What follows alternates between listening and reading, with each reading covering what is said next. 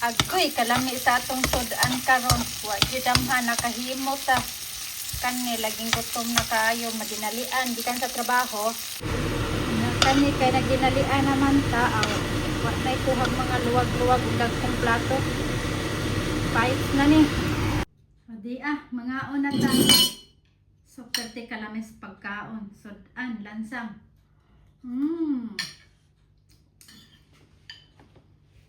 Okay. Wa pa naluto ang rice pero kaon na. Gutom di na pugngan. So nagluto lang gani og lansang kay mao daling maluto.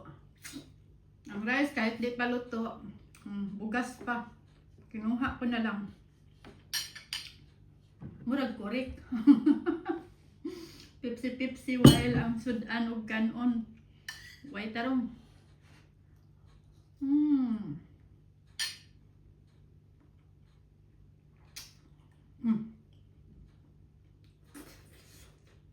Ang tomato galing sa garden.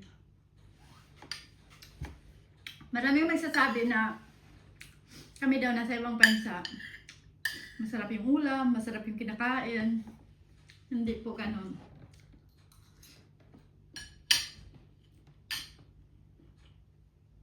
Siguro yung iba.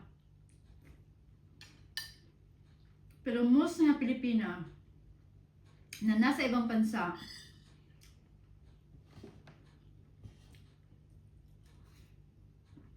ay nagtitipid din talaga.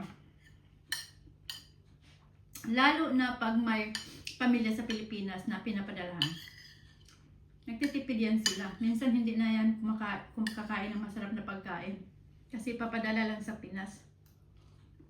Paminsan-minsan, kumakain ako ng masarap na pagkain. Hindi naman natin masarap. Same lang naman sa Pilipinas.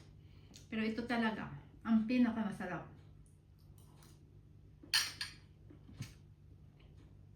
Minsan, nag-restaurant kami ng anak ko, kahit in the normal day, kumakain kami sa restaurant just because wala na akong oras magluto ng pagkain or pagod na ako, yun, maka-restaurant kami. Pero hindi kami nag-restaurant just to, yun, pa-social-social. No. Wala yan. At hindi ko pinalaki yung anak ko na ganun. Kumain ka agad pag sobrang gutom mo, tapos mabilisan, yung parang dalian. Ang bilis mong mabusog. Gusto ko pang kumain sana, pero nabusog na ako. Kung nakita nyo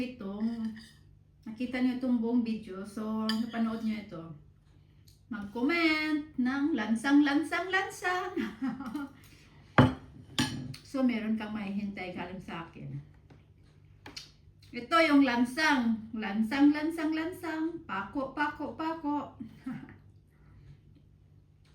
Thank you, sinamahan niyo ako sa pagkain kong dinner na ang walang pailansang. Thank you.